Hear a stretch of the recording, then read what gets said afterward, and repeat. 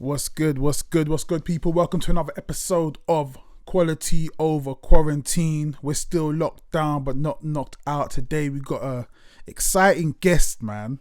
I know you lot know him. You lot have been hitting me up for this interview pretty much since we started. Actually, I think I got the first tweet like, "Yo, you need to talk to Inja." So without any more to do, man, welcome the man. You saying, brother? Bruv, I'm safe, man. Thank you to all the beautiful people that have asked. Thank you for getting in contact and doing what you do, bruv. Like, come on. Safe, man, safe. It's one of the funny ones, actually, because it's like, someone hit me and they were like, "Yo, when you going to speak to Inja?" And I was like, you know what? I haven't even spoken to Inja, like myself, like forget interview. I haven't spoken to you. And I was like, when's the last time we actually chatted? And we did a video. I shot a video for you. Yep. And I was like, yeah, that wasn't too long ago. Bruv, that was 5 years ago. Fucking hell, that long now? Yeah, bruv. Like, it's actually nuts. And it's jokes as well, because that was the first time I lost a hard drive. Because we got one of them we got out. And then I had, when I was doing it back, it's for this channel actually, man. What I was doing like one video for artists and then one for me for our channel. And yeah, man, I lost the hard drive. I think I had a video for you on there. I had a video for the tattoo guys from LA on there. Like, I lost the documentary. It was cold. I had a video for Remus on there. Man, Ramson Bad Bones. Like, it was bare. It's nuts, man. Yeah. Drive down, fam. I learned some harsh lessons that time, man. Like, it was a mad one, but it's been a minute, ain't it? It's been a while, man. How you been, man? How you been? Bruv, I'm good. Like, like before all of this stuff, just dealing with life, man. Like, music's always been something that I do. Life took some funky turns for me, probably around the time where like we last linked, to be fair, bruv. Yeah. Like, and like a lot has changed for me sort of personally, but yeah, like, it gave me the opportunity to work out where I really wanted to put my energy. That's what really changed. Not like I didn't know where my energy was going before, but it really got me focused and determined to put my energy in the things that make me happy and at least make me feel good. Yeah. So let's I don't want to go too, because I feel like there's been, in the last, I'd say maybe like 3 years, there's been kind of like a massive we've been hearing this word a lot recently, exponential. We've been hearing that a lot. Like, but I feel like your career has kind of gone from strength to strength. And it's actually one of them things where it's like it's just matching the work now. It's like, yeah, been doing the work, but now it's like everyone else is catching up to where you are. I want to go back to kind of way before that time. So how did you even get into being an MC and getting into the music that you're doing? Because I know you from before the drum and bass scene, from the hip hop scene, but obviously you were doing drum and bass around that time and before anyway. So how did that all go together? I think like to be fair, like it all started with my cousins when I used to live in Luton. They used to come back with the Exodus tapes, like, and I was just a little kid that used to like that, and like, I loved listening to them. My older cousins, like, they used to play me all the old school hip hop stuff, and like, I was always into it. And then we moved from Luton to Cambridge, and just found some friends that like had similar musical interests, and it just I was rubbish at DJing, so it was like, pick up the mic, bro. Like, I wanted to be a DJ, like most people probably, like, you know what I mean? Like, be the DJ producer, and then it's like, no, I can't do that. Let me grab the microphone. Let me see what happens now. Like, and yeah, so I think it probably like it definitely started like before I parted ways with school, let's say, and yeah, I started just writing stuff, but then I think it was probably the drum and bass and jungle stuff that I was doing more first, before the hip hop stuff, because to me at that time when I was a kid, the drum and bass and jungle MCs, they sounded more British than our hip hop. Like, so for me, like, I like, and like, don't get it twisted, bro. I loved all of the hip hop, all the patterns from here to US to like whatever. Yeah. Like, I liked it all, but there's something resonated with me with the UK MCs over the dance music, and like that was realistically the first times where I was hearing people just like that sounded like us, you See. know. So like you know, it started off, I'd get tapes. I'd get like rave tapes. I used to go and rob the local record shops to get dance tapes. Like, that's how I used to get all my hip hop stuff. I used to go and rob the flipping, like, yeah, rob the record shops, innit? Get them tapes. And then like I went down, and I used to go down to my grandma's in East Ham. Like, initially I got sent down there because my parents needed a break in it. Right. And then I found pirate radio. And then I was like, oh my God, it's these voices on tap. So I used to try and go down there just to record the stuff, just to record pirate radio, just so I could listen. And it was like, you know, it was definitely like a cross between the sort of like the reggae styles and hip hop, but it was in our voices. Yeah. Like it was like all I was hearing was people that actually sounded like me. So for me, that resonated with me so much that like that's probably like, you know, like they made me feel like I could do it. Yeah. Because I was hearing an accent. Because up to that point, it was either reggae, because that's all that got played in my household. Like, when nothing else allowed. Like, or hip hop when I had my own sound system and my own little setup in my room. Like, and like, you know, like the personal players and all that. So it's like, yeah, them guys really like opened it up to me. And then like while I was busy loving all of that stuff, like I remember one of my friends, man, he used to record Westwood relentlessly, and he had one tape with London Posse on, like from long time. He was a bit older than me, so he had the London Posse like clip, and like that was like, you know, he had like the KRS-One clip of them arguing and all the rest of it. Like, we're talking like, I was like, we were all little, man, but like the Americans, they interested me, but they didn't really interest me that much because couldn't directly relate to the culture. Though I loved it. Don't get it twisted. I absolutely loved it and adored it. But like the London Posse one, it was just like, yo, it was like, wow, like they actually like, yeah, right, that's how my cousin speaks. That's how my uncle speaks. Like that broken English patois. It's like, yeah, that's what I've grown up around. So like that was always something that I used to like. It was like my friend Tom, I used to make him play that one enough. I was like, Tom, I want to hear the London Posse one. And he's like, nah, man, but I've got the latest and all the rest of it. Yeah, I was like, I don't care. I want to hear London Posse. That's so jokes like, though, man. Because it's like, so how old were you when you moved from Luton? I was like 10, 11. Yeah. So that's mad, yeah. Because I moved to Luton when I was like 11, 12, yeah. And so I was the same as you, yeah. So listening to like US hip hop and stuff like that, that's all we really got. But when it came to like UK flavor and UK sound, it was it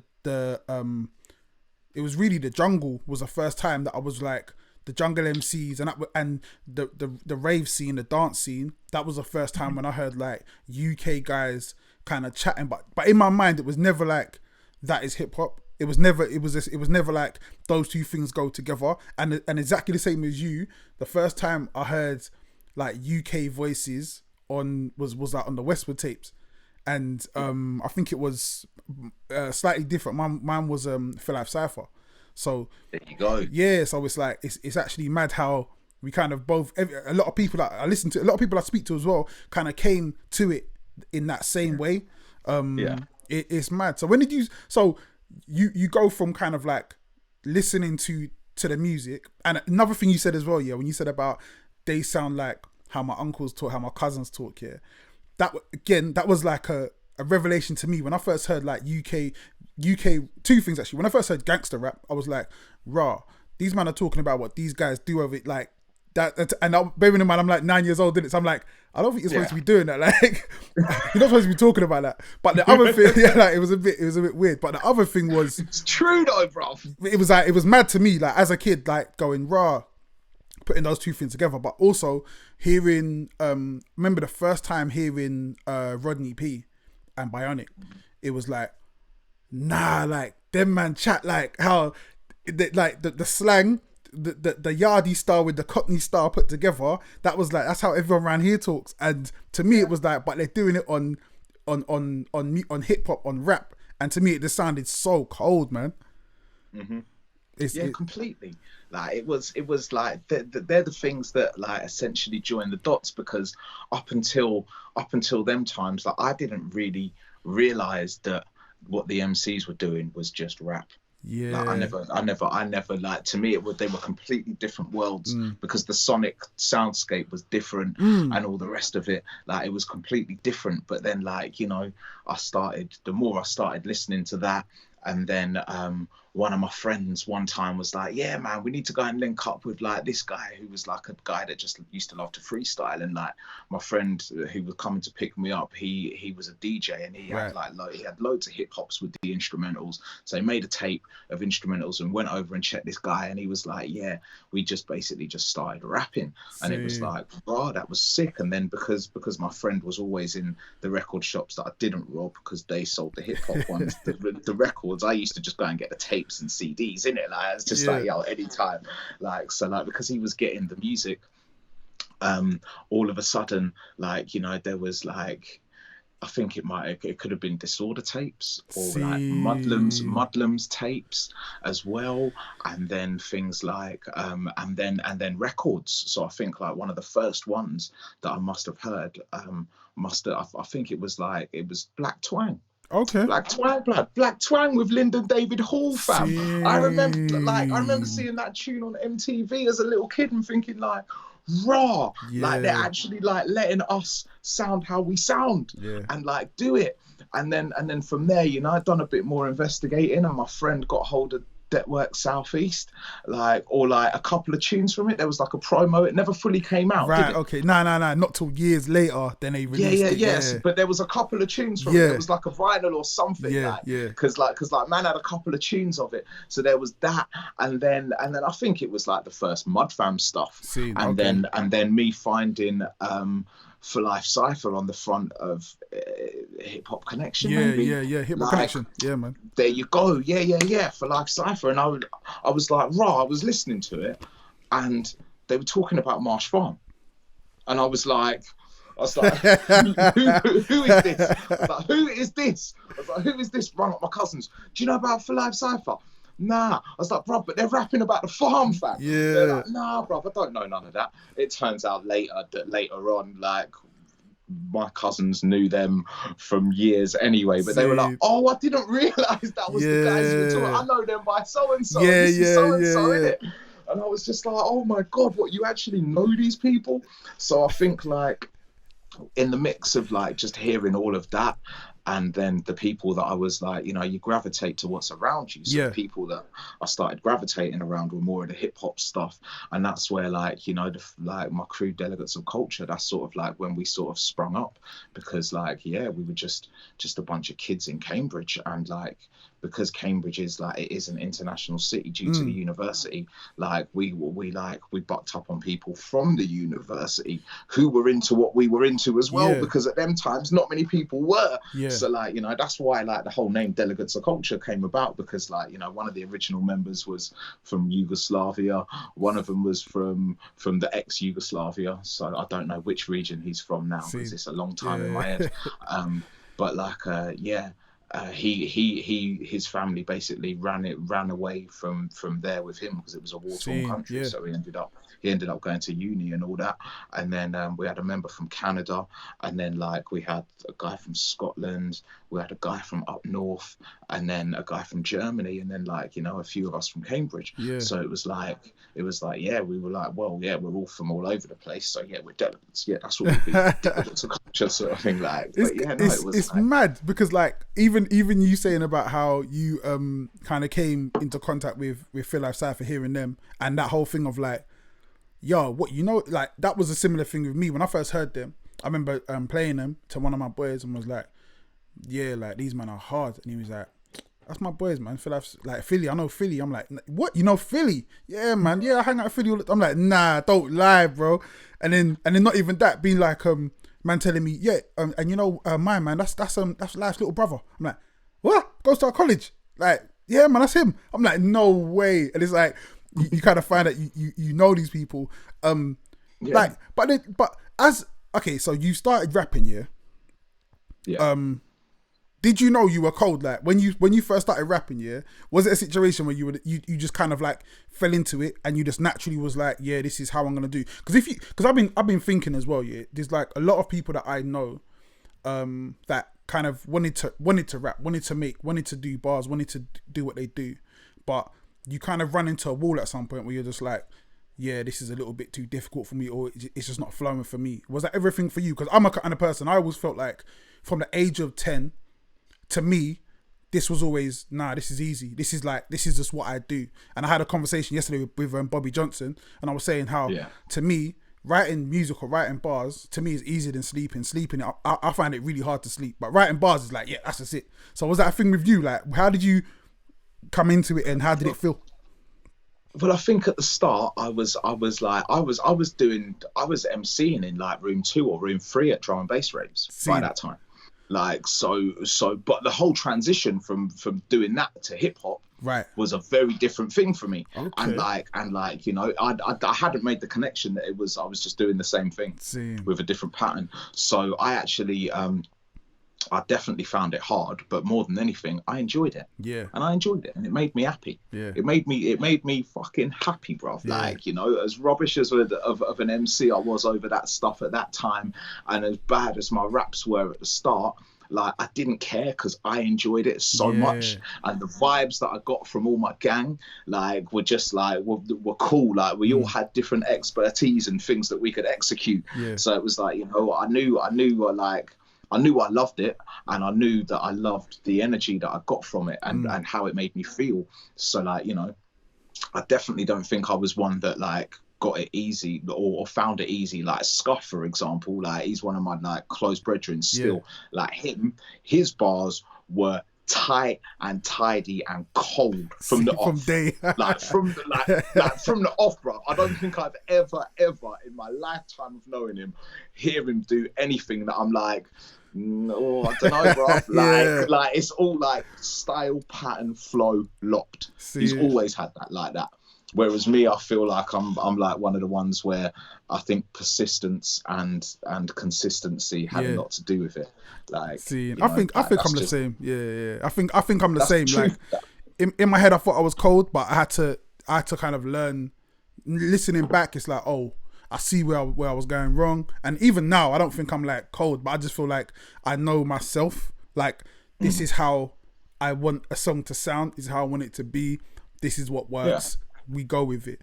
Another thing I noticed, I don't want to go too far forward. I'm gonna talk about Cambridge for a little bit, because Cambridge was one of the spots, because when I was like coming up, delegates of culture were already a thing, right? So you guys were already like patterning the thing, and it's one of those things where used to have a night as well. Used to run your nights. I think I got booked for coming at some of them, and but you lot were already kind of doing your thing. And Cambridge was a spot where there was a lot of MCs, man, a lot of cold guys, and it was like a center. I'd always say like Brighton, Bristol, Cambridge at the time. This was even before. I don't think Manchester was even really popping like that at the time, but I always felt like Cambridge was a spot that you lot had a lot of talent.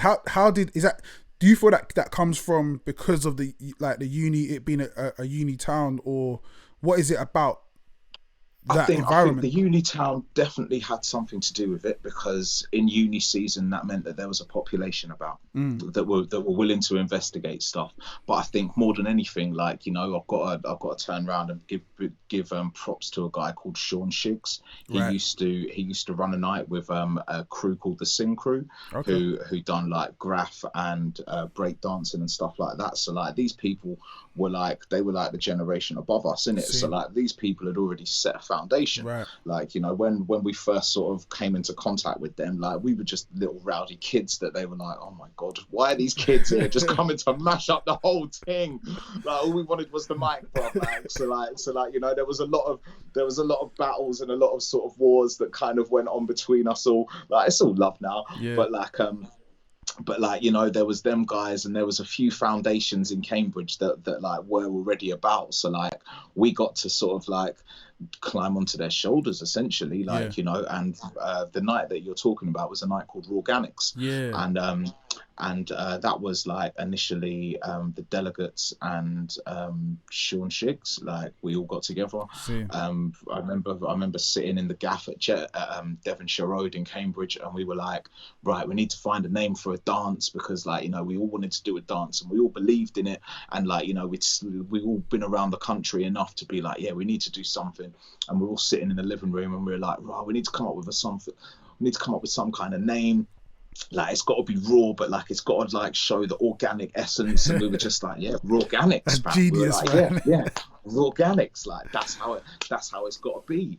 And then you know, from there it was like, that was amazing, because we got to essentially book our US heroes, our UK heroes, and get them all to come to Cambridge, and that all helped, because at that time there were places that were popping, but like, you know, like that group of people that was behind all of that at the time, we really put in some effort to make sure that something worked. You know, the local venue, like, you know, they put a hand up and said, you know, is anyone interested in doing something? So we all set in and tried it. We all tried a thing, bruv. And like we had like an amazing 4 or 5 year run where we had people from like Ghostface to Ice-T to Non-Fiction to like all of the UK guys, like you know, we tried to get everyone and incorporate as much as possible, because yeah, it was really important. And at that time especially, it was really important for everyone that was like going out. I think my first time ever supporting an artist was at the Raw Organic show, was supporting Tommy Evans. So that was the first, like, and it would have been like my first out of town show. I might be confusing some days in my mind, but there was also a time when I was up there with Low-Key as well. And I remember, like, so and it's funny as well, because we talk about Kung Fu a lot. But Organics was also like another, those are the places that you had to do, man, that you wanted to do. Those were really like, again, London. Spots. Yeah, 100%. It was a spot. Yeah, out of London, it was a spot, and all of the artists, everyone loved coming to play, because it was like, like God knows how we managed to get all the people in there thinking about it now. You know, like no social media, none of that. It was fly posting and flyers, bro. Like, do you know what I'm saying? It was flyer packs, bro. Like fly posting, flyer packs. Used to go out with the gloop and the posters and just go and bomb the hell out of places. And like, like we traveled far and wide to promote that. It was like, a good, you know, because it was definitely a good vibe. Like when you're so coming from Cambridge, and I've asked this again about a lot of other MCs coming from other places. How did you find it breaking into the London scene? From an outsider, from my point of view, I never saw it as any problem. Like again, I think I was quite naive when I came into the scene. I just liked MCs, and there were people that I liked them. Cool. I didn't care where they were from. And again, I guess from like our generation, that was never really a thing. And also I think as well, you're like me, innit? When you move from town to town, you don't really have that. You never have that feeling of like, this is where I rep, so I'm only repping here. And you kind of get to see everywhere else. And so by the time I was of age, by the time I was 18, I'd already been from Brixton to Luton to Harrow to Watford. So I'd already been everywhere. So and I don't, my favourite MCs came from everywhere. But did you ever find any sort of like a pushback, or did you feel like there was anything you had to fight through to let people know, we ain't from around here, but we're about to tear it down? Oh, bruv, definitely. At first, every open mic to start off with, but then at the same time, like it was definitely like that with the shows. But like when we made our first CD, which I think was like 99 or something like that, our first CD or vinyl, I think it was like 99, and we sent them all out, and Task Force rung us up. Like literally, I think it was Farmer G that like See. rang us up. He rang the number on the CD and was like, "Yeah, you lot are cold. We want to come up and visit you." See. So it was like, and they came up to visit us, bro. That's Like, they crazy. came up to Cambridge to visit us, to come and like just to come and hang out and rap in it. So it was like before we really started delving into London, like we already had like a couple of friends, Yeah. which was always nice. Not that they were at loads of the things, Nah. like because they weren't, because it was task force. Yeah, but at the yeah. same time, it was like you know, we didn't. It wasn't like we were fighting to be accepted or anything like that, because we had people that we admired that were like, yeah, you lot are dope. Yeah, yeah. So from that, it was just a case of, well, let's just go and smash up some open mics then and stuff like that. But like, yeah, man, a whole heap of prejudice and a whole heap of like, you know what I mean? The small town talk all comes out. Like, and everyone loves to have like a diss and all the rest of it. But like, I think with myself in particular, you know, because not all the crew could travel all the time, but because I had my own whip and I had, and like, you know, I was always about, like, because I was just constantly about, like, no one could say nothing. It was like you, bro. You were just about. We were about. We made sure we were where it was popping because we wanted to be where it was popping. This is the funny thing, yeah. It's funny, yeah, because man like you, man like Pav, there's bare people, yeah, who like at a certain time weren't even living in London, yeah, but were in every rave, every show was always there, and it was always like, I think it's cool, man. You got that camaraderie, because again, at that time, I was in London. Technically, I was in Harrow, innit? So I was far out as well. Yeah. So, but it was one of them things where I see you everywhere, and I always felt like delegates of culture. I felt like delegates of culture kind of came from or had that task force stamp. So it's kind of like, to me, it was just like even the vibe, and I feel like at that time as well, yeah, having someone to vouch for you meant a lot more than it does now, because it wasn't like you said, yeah, this wasn't a case of like some like label getting involved. This was Farmer G belling your phone and saying, yo, you know what I mean, like the yard phone, bro. It was the yard phone. Yeah, it's like, oh yeah, the phone's ringing. Fuck that. No one's answering that today. So I think it must have been B or someone like that answered, and it's like, yo, it's Farmer G, and it's like, yo. See, I don't think people don't really get it. Like, I had the interview answer, and he was telling me, he was reminding me one time when we first started putting out our little mixtapes or whatever. Yeah. We were sitting in, we were on break. We were working at Virgin Megastores. We were on break in McDonald's, sitting down. His phone rings, and it's Rodney P. Like, yo. Like, put me on your next mixtape. You know what I mean? And it's like, I feel like now people don't really get the gravity of that. Coming from delegates of culture, the movement, and really just progressing as a solo artist. Like, there was quite a big gap between that and like first solo project. So yeah, definitely. What was the transition like, and moving through, and why did it happen? How did it happen? Well, the truth of the matter is, I was making stuff, started learning how to make stuff myself. Because you do your hands on. If you want to do something, you just got to get your hands fucking dirty, innit? Like, you know, like, not that they did get dirty, but it's like, you know, the essence of rolling up your sleeves and putting in some graft. And I think for me, it was a case of I was writing stuff that didn't really fit with what the delegates did. Yeah. And like, you know, we had a discussion about it, and it was like, well, the sounds that you're making aren't really like the sounds that we are into as a group. Okay. So it was like, okay, I only need, like, you know, it was one conversation, and I was like, okay, cool, I'm gonna do my own one. Like, you know, which was at the time, like, I still, like, you know, like, it's still mad thinking about it now, to be fair, but it's like, yeah, I was just like, right, I'm just gonna try it. I'm just gonna try a thing. Like, do it. And give it a go, and I did.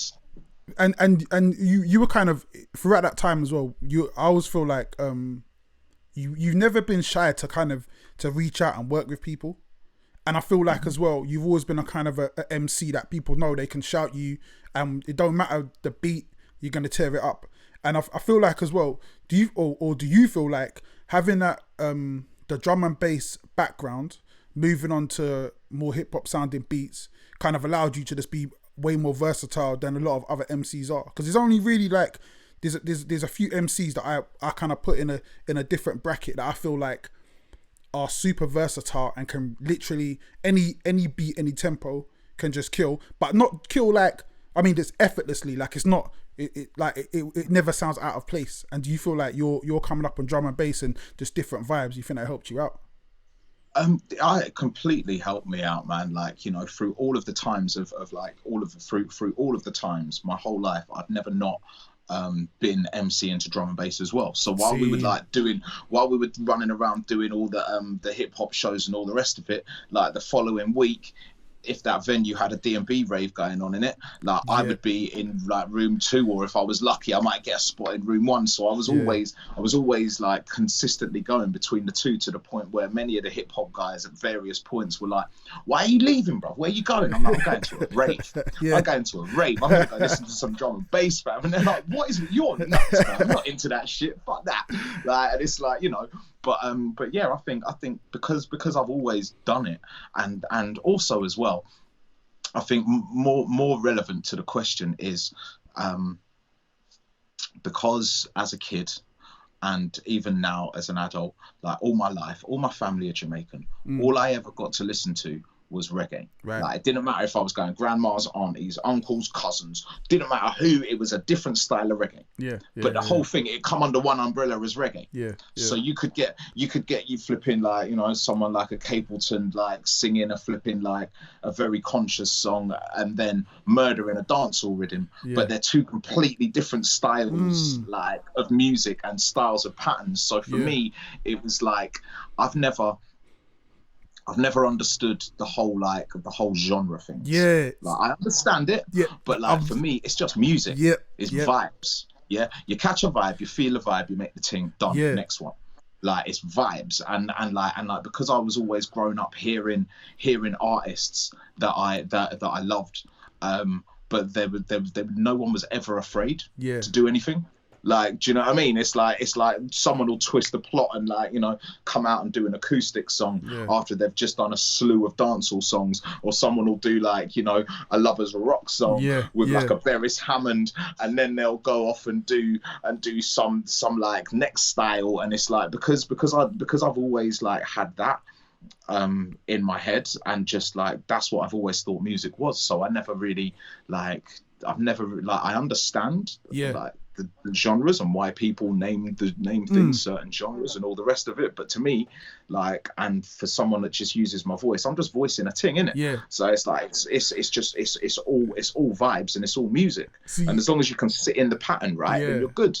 But it's mad that you say that as well, because I'm like, I remember having this discussion years before this was even like a discussion that came up. So and it happened listening to Capleton. So there was one time, it was years ago, so this is probably like maybe 98, 99 or something, and there was a some dancehall mixtape in a barbershop, and Capleton, or it might have just been a remix, but they had it over like some hip hop beat, and so I'm chatting with one of my boys, and I'm telling him, I'm like, it's the same. It's like, this is like, there's no difference between ragga, dancehall, and hip hop. Like, they're the same thing. And he's like, nah, because this is this. I'm like, nah, but like, if Capleton, we were in Harsden at the time. I was like, if Capleton was born in Harsden, he'd be chatting like us, but he could say the same thing, but it would just sound different in his accent. And it's like that. It's all the same. And then kind of, I mean, he's going back and forth and whatever. And then going forward as well, when we had the grime hip hop debate, is grime hip hop, blah, blah, blah. And to me, I've always just been like, I don't even care about the rhythm. Like, it don't make no difference to me. Like, even double time, like, can you do double time? I don't even care. Like, it don't make no difference if it's double time, single time. That's the thing. Like, Dead Prez done that, and that was just classed as hip hop. Like, Biggie done that was classed as hip hop. Like, you know, the Capleton tune, I'm pretty sure it could be the Tour remix. Like, and it's just the same vocals, and it's on a hard hip hop beat, and like, because I remember that, and like, I remember that being one of the things that always made me think. I was like, raw, like, they've just patterned the music, but Yeah. actually he ain't doing anything else, because it would have just been a one take recording and they'd have sent them the stems, innit? Do you know what I'm saying? Obviously, so it was like, you know. But then also with the whole like hip hop grime conversation, like for me, I with the rise of grime, I always personally saw that, and you know, it's only my opinion, but I saw that as the true development of UK hip hop, not disrespecting any of the hip hop that had come before in the UK. But for me, it was the first time where we were using our sounds to make our palette to then say what we wanted to say. Because up until that point, it was completely American influence, completely. But like the grime sound came from garage, it came from jungle, it came from dance music. Like, you know, it had all of them elements that, like, as a culture was very, very British. And so like when the first waves of grime started hitting, and I was showing it to all the hip hop man, and I was like, "Raw, this shit is mad. I don't understand it yet, but the vibes though." And everyone was like, "What is wrong with you? This is shit." And I was like, "Nah, but the vibes, man. Like the vibe. It's the same thing. I went through the same thing, and I remember being in a car. Yeah, I'm not even gonna mention his name. But I remember being in a car, and it was a pirate radio set. And it was Dizzy. Dizzy was on, Dizzy was young at the time. You got to listen to that in the whip, bro. Yeah, like it was. Do you know how lucky you are? This was. I'm talking, boy, this was way before 2000. So, and I remember listen, it was on, and I remember going, "Nah, this guy's cold," and the guy I was with was like, "Nah, man, this is shit."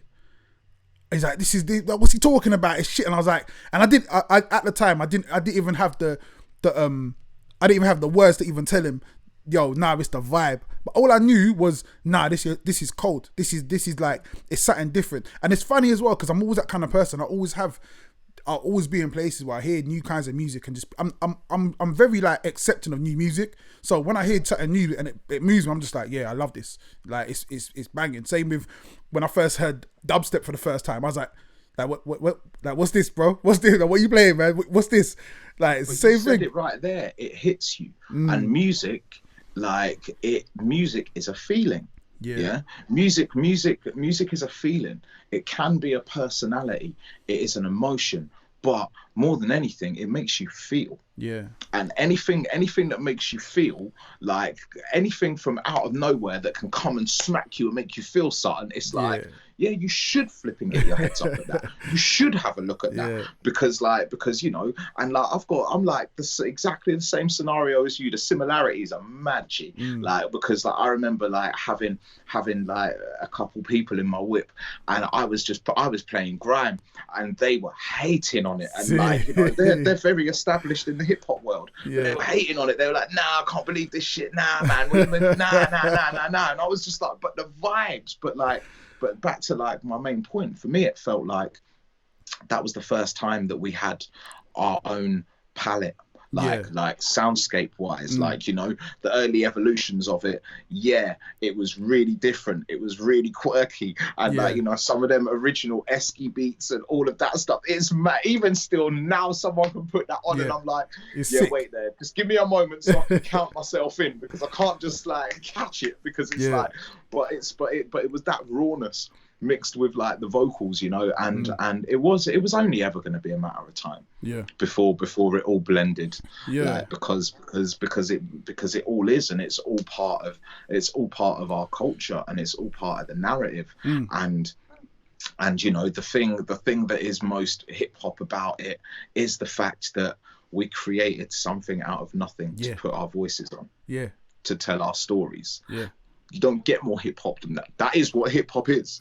Taking nothing and making something and putting the voice and putting the storyline to it. Like, that's like, it don't matter. It don't matter what you want to use that metaphor, whether you want to use it musically, words, like fashion, whatever. It's taking something, like twisting it, and then like making something new that's dope and fresh that gets people attention, and it's like, wow, yeah, I understand that.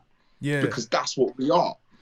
I feel like your journey, as far as like from a solo artist, being in the group, but obviously you actually have quite a lot of albums, that's just you. But one thing you can say on them is like there's kind of a progression as an artist, and there's a progression in sound diversity as well. Yeah. And would you say that's a conscious thing? Because again, like when I'm looking at this, I can only see it from my point of view, and I always feel like a lot of us go down that same kind of path of, yeah, I'm doing this because I like this sound, but then it's like, what's over here? I like that too, right? I want to do some more of that. And if you chart from the first project to the last project, and you listen to them, it's almost like it's night and day. But at the same time, there's that core that goes through. It's like it's the same person, but it's just different sounds. Is that something that you kind of consciously are trying to do, or looking for new sounds, or? No, not really. It's just what resonates. It's just down to what resonates and makes me feel like, yeah, I want to write to that. Yeah. Like, you know, and that's like, I suppose one of the first elements that sort of like made me drift away from like the initial boom bap sound was that I come from a sound system household. I come from a sound system culture. Yeah. Yeah. The boom bap at the time was not mashing up sound systems. Yeah. You could press play on something and then you could play an old reggae tune and it would murder the frequencies, bro. And like, you know, like I come from sound system, man. I was brought up in the back of my dad's car listening only for sound tapes, man. All the original tapes that I was ever allowed to touch, they were all set, they were clashes, they were sound tapes, but you could turn them up and you would feel it. So I think more than anything, I wanted the sonic spectrum to be just to hit hard, like, you know, and like that doesn't mean that I want something consistently to hit hard. I love musical dynamics, but I think one of the things that is definitely a part of the evolution is hopefully that can be that you can tell from an outside perspective is the sonic frequencies have got stronger and more dynamic with time. Right. So is there a correlation between you understanding how that sound should hit and you doing way more live shows and traveling the world? Because there's that. Because I had a feeling, yeah. So basically, when I first started when I was doing shows just in the UK, yeah, having a track hit a certain way didn't really. I just made music and I was like, yeah, cool, it's whatever. But then there's a part where when you go out and you're in different environments and a song plays and you're like, nah, man, it's not hitting how I want it to hit in this environment. It works fine in the club, but in the festival, it don't hit the way I want it to hit. And so I went for a stage of like, nah, I'm thinking in my mind, when I'm making the beat, I'm thinking festival. I'm thinking festival, I'm thinking big crowd. And again, the sound that I was looking for just kind of gradually, just naturally, just changed because I was kind of changing my focus. Do you think is there any like element of that in what you make or what you do? I think definitely. I think doing Organics and then running my own club night, and just venturing out and playing more shows, like it definitely, all of that made me think that, you know, like I love doing deep stuff. Like I love all of the elements of all the frequencies that I've worked with, but there's something satisfying about putting something on and seeing people have a physical reaction to it. Yeah. Like, you know, it doesn't matter, even to the point where, like, you know, I know you've been producing for a long time now, but like we all know the power of the 808 drum. Yeah. If you get on a sound system and drop something with the 808 drum in it, very likely that a lot of the people in there are just going to instantly start getting down because it's licking, bro. Like it's got that thump to it.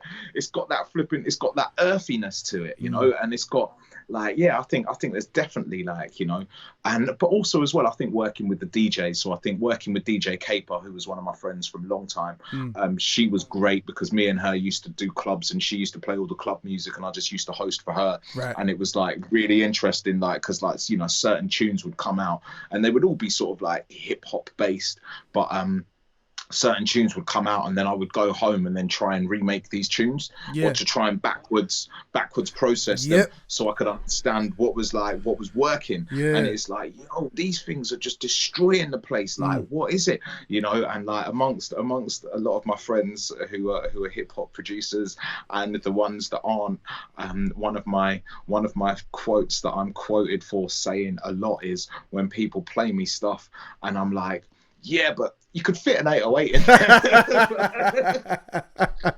like the amount of times that man never like, shut up, I need an 808, don't I? And I'm like, yeah, you do, bro. You need an 808 in there. But as soon as they put it in there, it changes it. You see what happens, yeah. And it's like, yeah. You found like, you got the. Know, it's like, you got the formula. Yeah, bro. So I kind of want to talk about Blank Pages. Yo.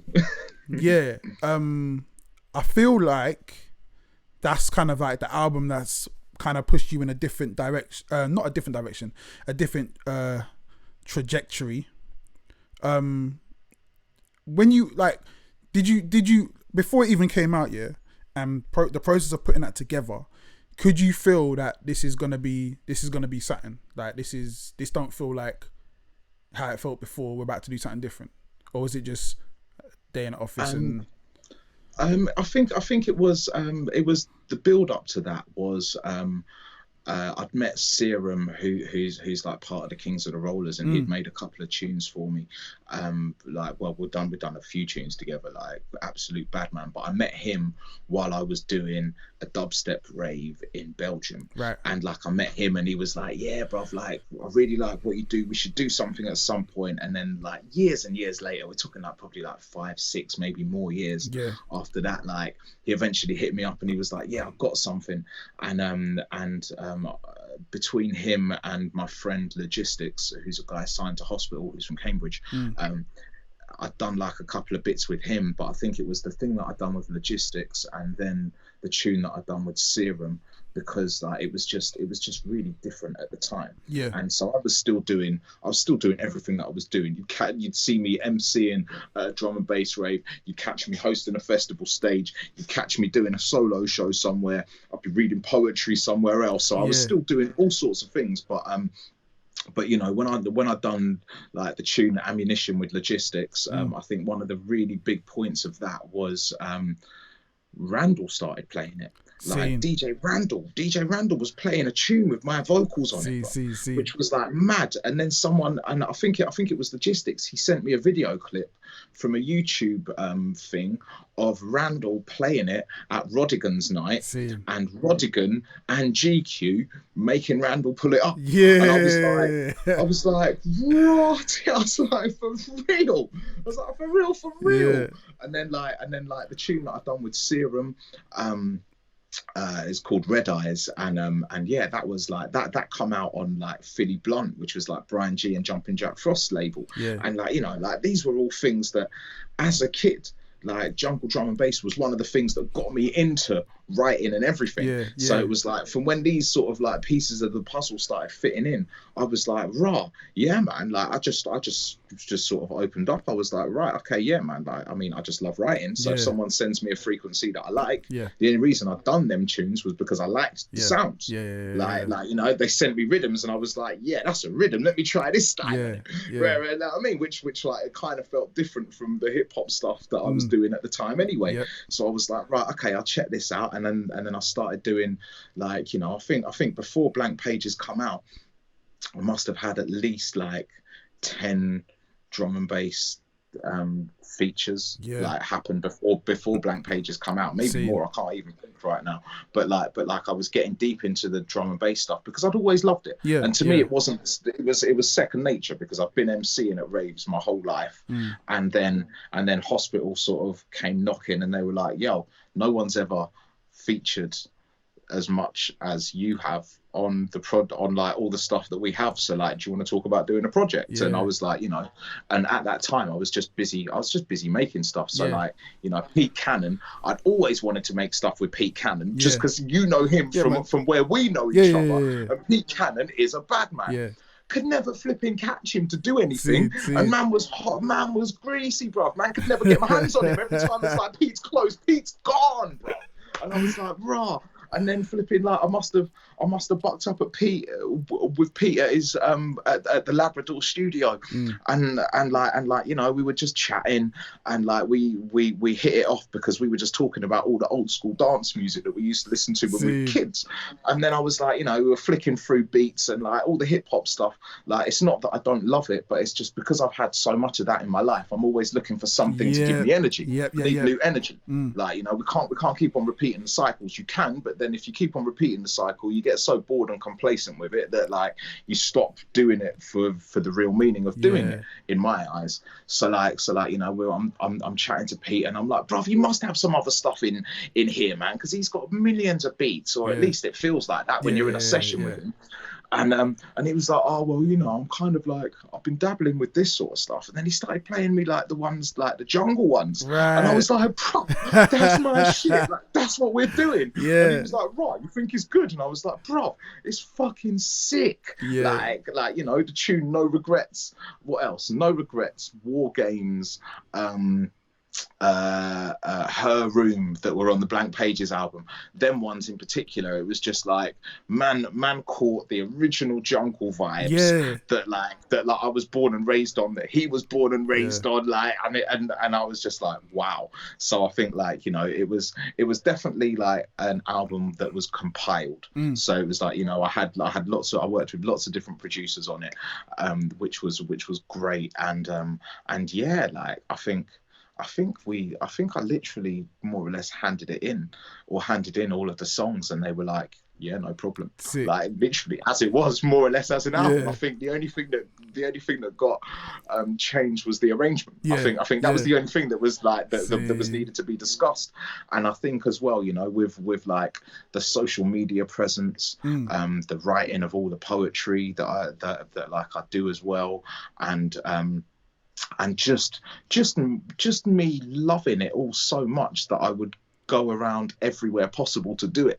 Like, you know, like, I knew your face before I actually met you, and knew you because we were always there. We were just there because that was like, this was where we wanted to be. Like, you know, and that was the same thing with like how all of that sort of period in my life came up, because I love it all so much that I was just there. I was just there everywhere, anytime, bruv. Come on, bruv. There was never, at one stage, there was never not a jam where I didn't at least see your brother. Oh, 100%, 100%, yeah. You see him, right? Bruv, we're talking years on years on years, yeah? And we were only there, like, yeah, there was money to be made there, but we were also there because that's where we wanted to be. Yeah.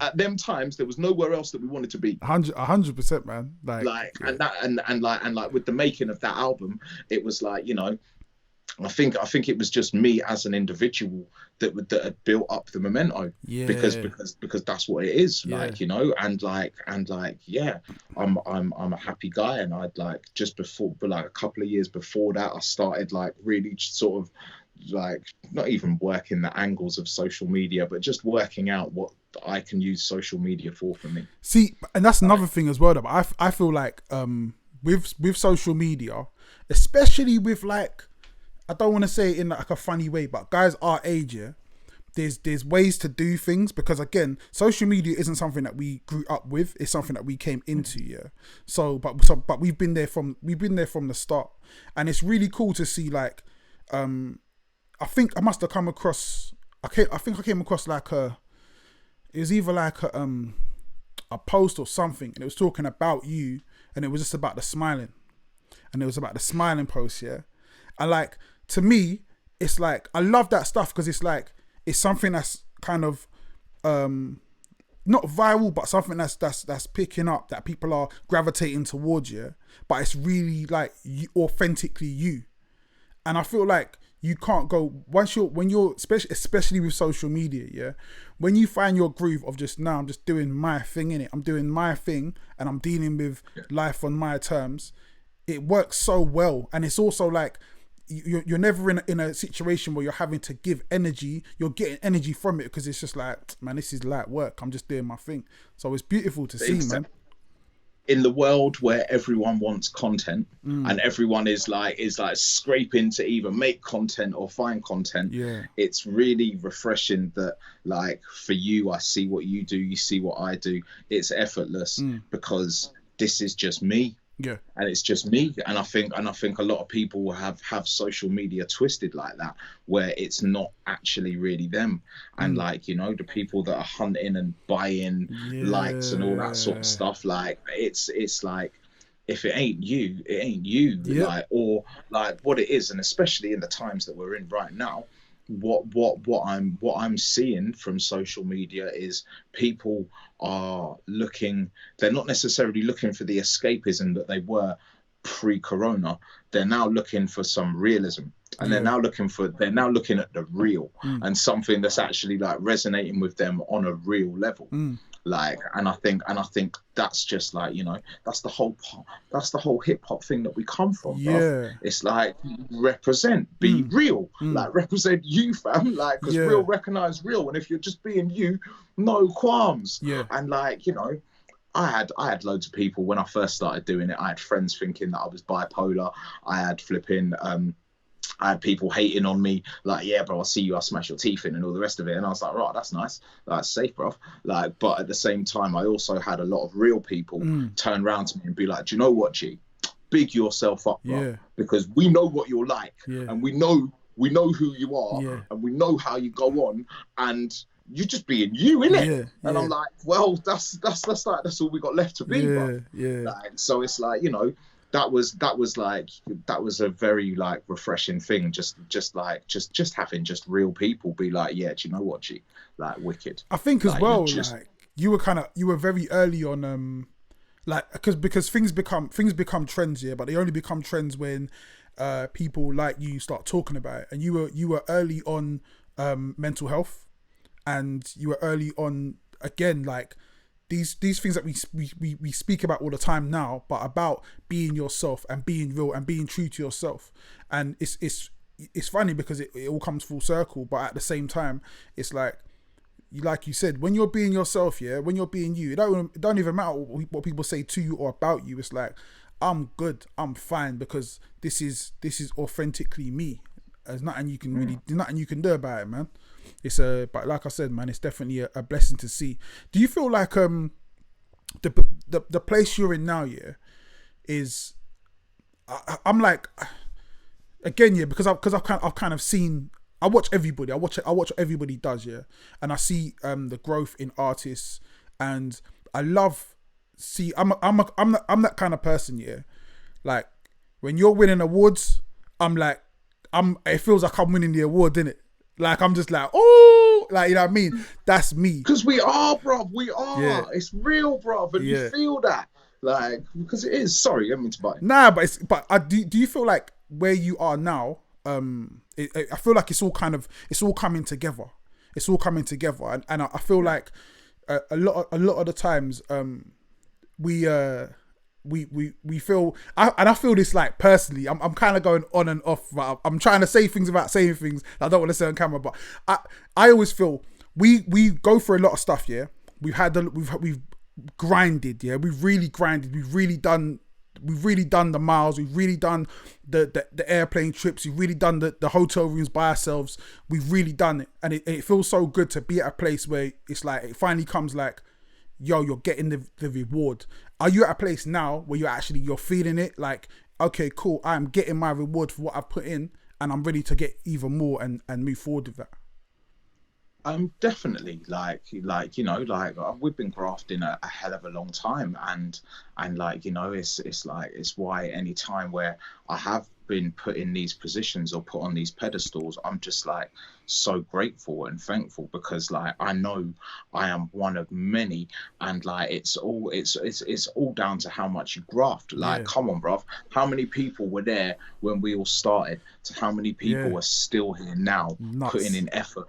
Like, and like, you know, I always remember a long time ago, I used to have this argument with one friend at the time, and I used to show appreciation to everything, and he was like, nah, you can't do that. And I was like, bruv, do you realize how much time and effort it takes? Like, it doesn't matter whether I like the end result. Yeah.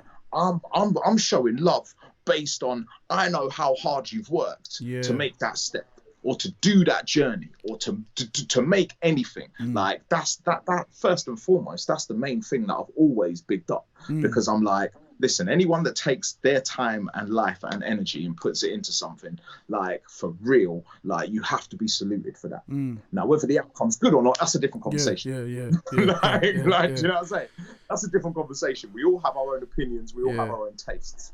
But like, yeah, man, like, you know, I feel like, personally, I feel everything that I've done and everything that I've been a part of has been a training ground. I don't feel like I've ever actually, like, fully done what I want to really do.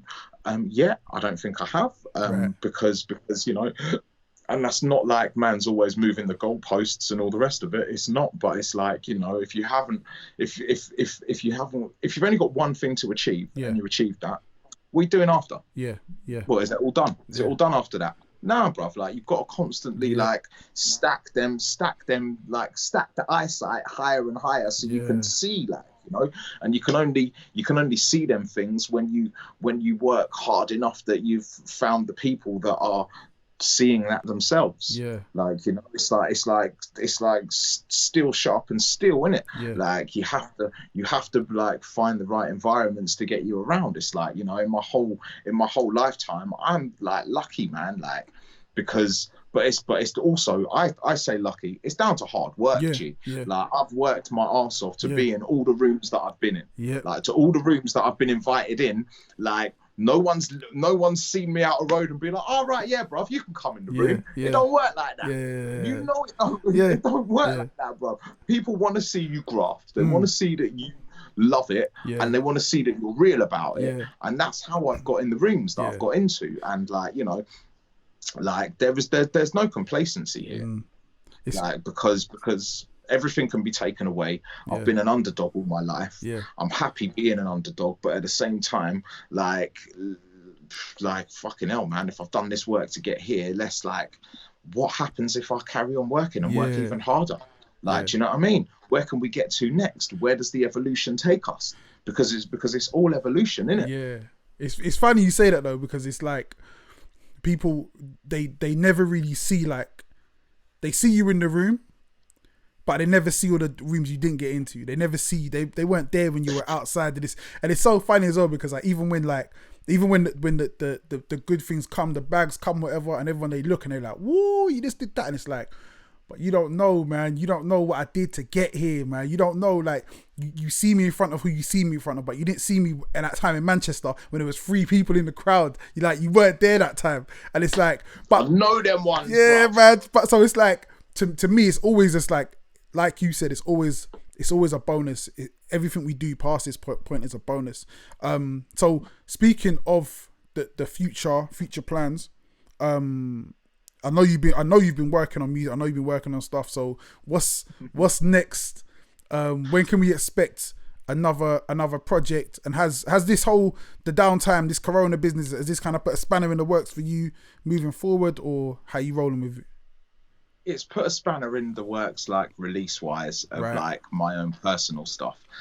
But then that's just a case of I'm very much a people person, and I want to have face-to-face conversations. Like, you know, if I'm taking something into a room, I want to have a face-to-face conversation about it. Like, and I want to see reactions as they're happening live in person, not over the web. Like, and you know, I'm bored of the days where you'd send stuff off and then people in offices will tick it all off and all the rest of it. I'm coming to your office. I'm coming to your office and I'm sitting in front of you. So, like, yes, this has slowed up plans, like, because that's how I want to do. But at the same time, there is still, like, stuff to come out. So I think there's something coming with Z Bias. very soon is, I think, the most I can say. Like, but like, they said bias. That's Oh, crazy. I probably shouldn't have Hey, even listen, said listen. that. We'll cut this out. We'll cut this out. No one's watching, man. No one's watching. No one's watching. Everyone is watching. Close your eyes. It is what it is, isn't it? Yeah, but like, massive. yeah, you know. And then like, I want to get, I really want to get my teeth into like another solo project. Yeah. And then I think after that, like, you know, because you know how it is, like we plan so far ahead. Like, yep. my years generally do have a structure of what I want to do musically. Yeah. So like, you know, this whole thing has messed up my timeline for this year. But that doesn't matter because timing is timing. But like, you know, one of the things that I want to eventually like get to do is I want to try and bring in people from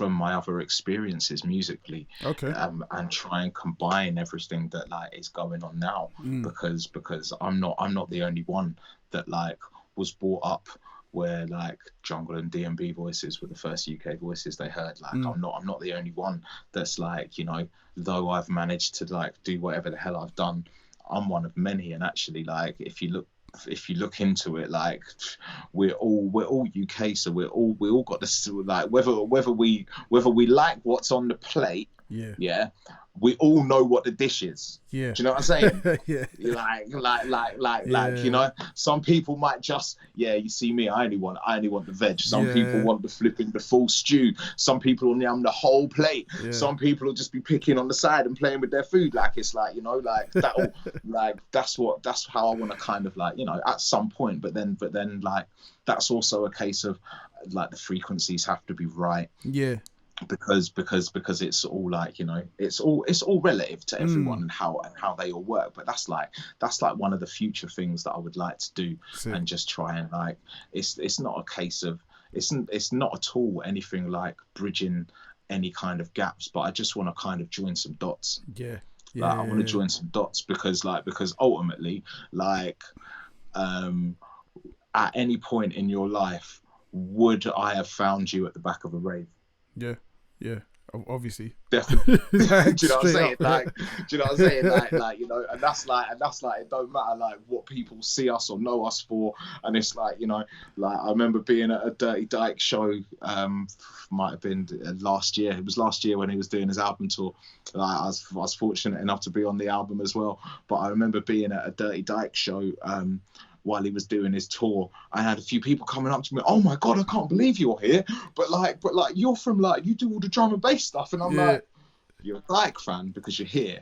You either haven't heard the fact that I'm on his album or you know nothing about what I do. Either way, no problems. Either way, no problem whatsoever. Like, all good. Yeah, safe, bro. I'm here because this is my shit. Like, do you know what I'm saying? Like, you know, the few places where we've been about, where we've been in the same scenarios and like on the same stages, if and when I've got time, like even at various festivals, if I see one of the man them are on the lineup, in a different section, people are like, where are you going? I'm like, I'm gonna go over and watch Genesis. You don't even know that I've watched you sometimes, but I'm deep out there, just like watching, like, bro, because like the energies and the vibes that man's got, like, you know, and I'm the same with lots of people across the board. Like, you know, like it's, for me, everything is a vibes thing. And if you got vibes, then I'm in. I definitely see that, man, and it's funny as well because I see there's certain guys in the industry.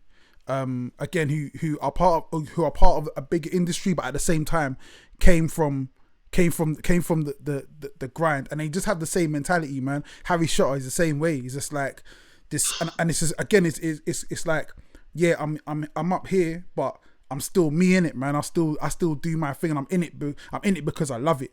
And it's great to see, man. It's amazing to see. It's been like a, again, like I say, man, I'm the kind of person, I'm always rooting. Like, I'm always, when I see people doing stuff, it just makes me happy. Like, I just sit back and I feel like I did it myself. I'm just like, yo, and it's been good to kind of just see your growth, see what you're doing, and inspiring as well, because there's so many. It's actually super interesting now to hear like your journey, because there's a lot of parallels, and even in your journey to. Your recent journey to how it changing when you finding like somebody with a different sound and someone who's almost in like a different on a different field, different path, and kind of you lot working together and making something new. That's literally where I am right now. I'm literally like, I've got 2 albums to get out of the way, then I've got something else coming, and it's just like, it's cool to hear it, because again, it's just like, it's just inspiring, man. It's inspiring to witness, inspiring to see, and I wish you all the best, brother. Like, you know what I mean? Like, for real. Like I said, man, we do go back a long way, and it's humbling, man. It's humbling. I'm glad to have you on here. Like I said, people been hitting me up, yeah, for like, yo, get enjoying it. I did it, people, yeah, I did it. Well, come on, bruv. What happened as soon as I got the flipping message? Literally straight away. Yes, I was like, yes. I think that's probably all I said. Yeah, it's like, all right, yeah, cool. Anytime. Safe. Like, yeah, anytime, bruv. I think the next available date, I was like, boom, all right, let's do it.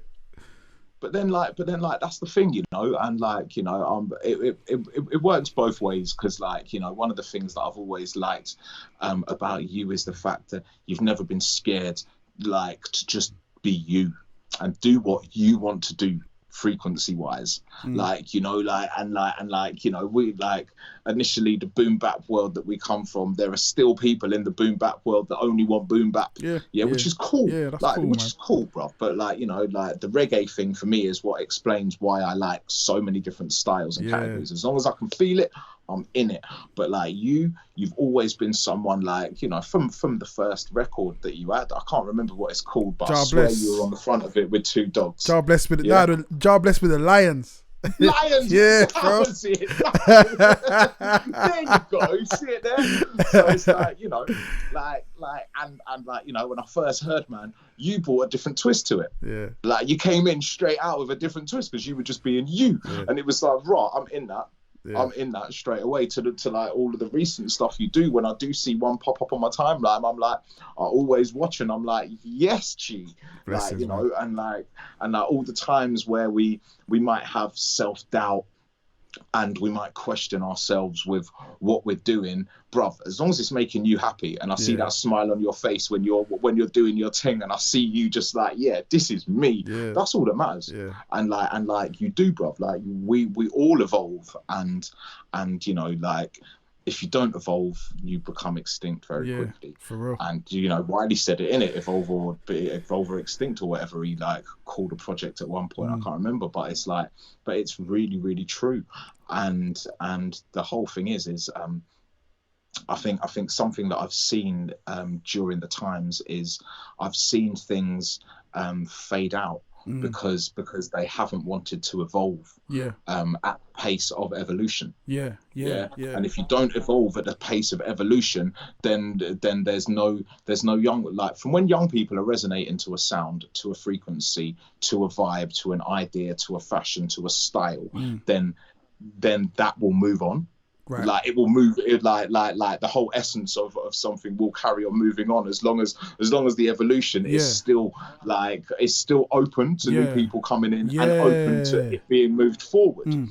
Like, you know, with various things that I've been a part of along my journey, there's been like a few of them that haven't wanted evolution, and they haven't wanted to accept with open arms that someone could come in and twist up the whole shit and take it skywards. But it's like, it's not sticking to the original, like, we've got our narrative, that's the narrative doesn't change. Like, everything has to change. Change is a must, like, you know, and it has to always evolve. So like, with you've always, like, I've never not clocked anything that you've done that I'm not like, right, he's hard, bro. Like, he's hard. No, he's done the thing again. Like, you know, and that's even when I press play and I'm like, oh, like, I like it. I don't know if I'm gonna like it. And then by the time I'm done with it, I'm like, Mikey's done it again. Because but then that's what vibes is. That's just what vibes is, bruv. Like, you know, so as long as we keep moving and we keep evolving, then we're good, bruv. And that's what it's about, man. I feel it makes sense, man, because I feel like, again, what I do, it's always going to resonate with again, people that are about the vibe and about that energy. And I feel like as well, that's really what's kind of helped me and kept me doing what I've been doing, and allowed me to evolve, is the fact that it's never stuck in a style. And it's so funny that you mentioned like the sound clashes, because I feel like there's so much energy that comes from the sound clash element. There's so much drama, the theatrics, and I feel like that's the bit that's always just kind of held me through, because that's like Einstein says, that string theory. That's the bit that goes from there through all the music that we've spoken about today. It comes from that reggae roots vibe, and yeah, man, that's to me, that's what it's all about, man. It's like I make hip hop, I make trap, I make whatever, but really and truly, man, I want to be on that Sunsplash stage, man. Like someone like sound crashing, like that's, to me, that's like the ultimate vibe. And it's funny as well, yeah, because there's so many songs I have where I sample little bits of sound clashes that no one would even get. Like they're just hidden in there. But to me, it's like I want people to know, like, that's the vibe. That's the foundation of everything that I do, man. But you're right. It's that string theory. It's that narrative, and like even to the point where even still now, like I'm always hunting for them like for MCs either on sets with sounds from back in the day, or the sound clashes. Like my favorite ones are when they just have like a vocalist just on set and they're playing the vinyls. Like, I love the live band factor. But I like the vibe. My personal favorite is hearing them draw the sevens and listening to someone for like 15-20 minutes murder the same rhythm, but with so many different styles. Like every pull-up is a new song. And like it's just like that stuff still fascinates me now, and like that's like really that is, you're completely, like, for me, I'm in a complete agreement with you. That is the string theory for me. That is the narrative. Even now, when I'm not feeling, like, if there's any times where I'm like, oh, my energy's feeling low, oh my god, right, I've got to do this, like, I'm drawing for them old clashes, or like you know what I mean, them like one away, like, little clips on YouTube that have just got like the man them going hard over some 7 inches, and I'm like, listen to that for 5 minutes. I'm like, right, now I know what I'm gonna do. Like, I remember now. Like, I'm slipping for a minute. All right, listen, all right, before I let you go, what's like one of your favorite clashes? Oh my god, to be honest, like, I prefer, it's not like a clash, but like one of the things that I found on YouTube like a while ago that like still gasses me, but it's Capleton and Beanie Man, and they go 1 for 1. Okay. Yeah, they go 1 for 1 with a live band, and I'm not joking. For like 8 to 10 minutes, they basically, like, you've got like the live band busting in the background, and they basically do 2 bars each. For like 8 to 10 minutes. Just type in Beanie Man. I gotta check. I don't think I've seen that, man. And then holler me back. Holler me back once you've watched it. That's crazy. It's literally like, they're literally just doing hook lines. They're doing like half of a chorus, the crowd are singing back, next one jumps in, half a chorus, crowd singing back, and they're going 1 for 1 like that. That gasses me.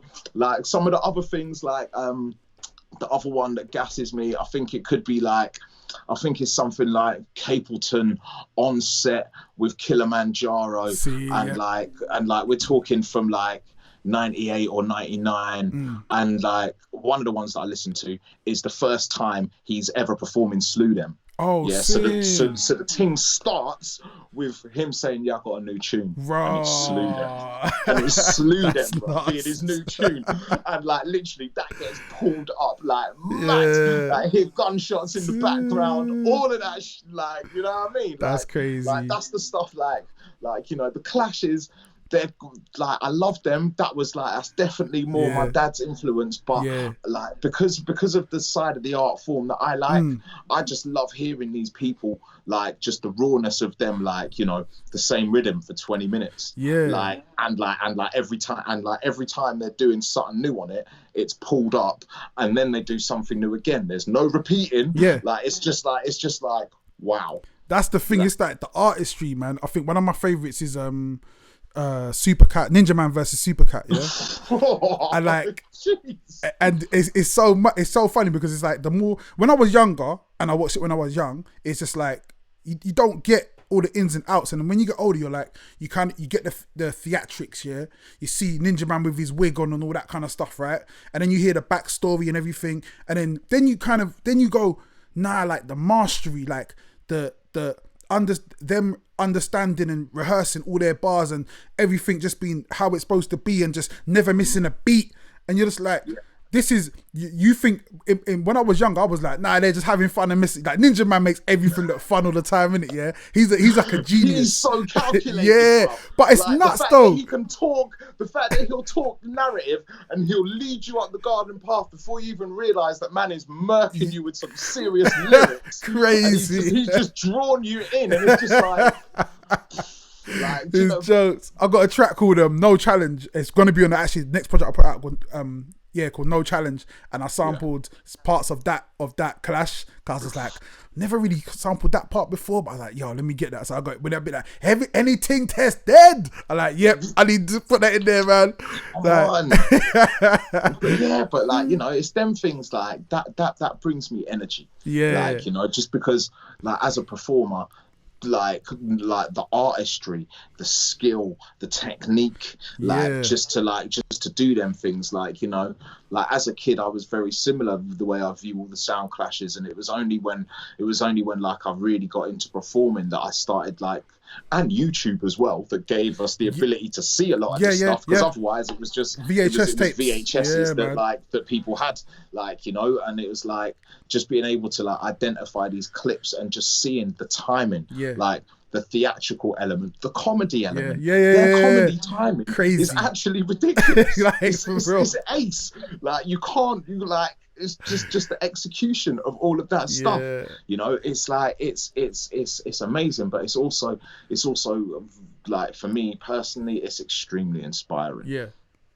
Like because that's where I've come from. You know, I find that as inspiring as like whoever the latest kid that comes out doing some drill tune that that catches me. I find it as inspiring as that, because I'm like, raw, like this little kid has just come and switched the flow. I might not necessarily like what he's saying, but the style, the energy, the timing, the pace, it's like, how can I not like, that's a vibe.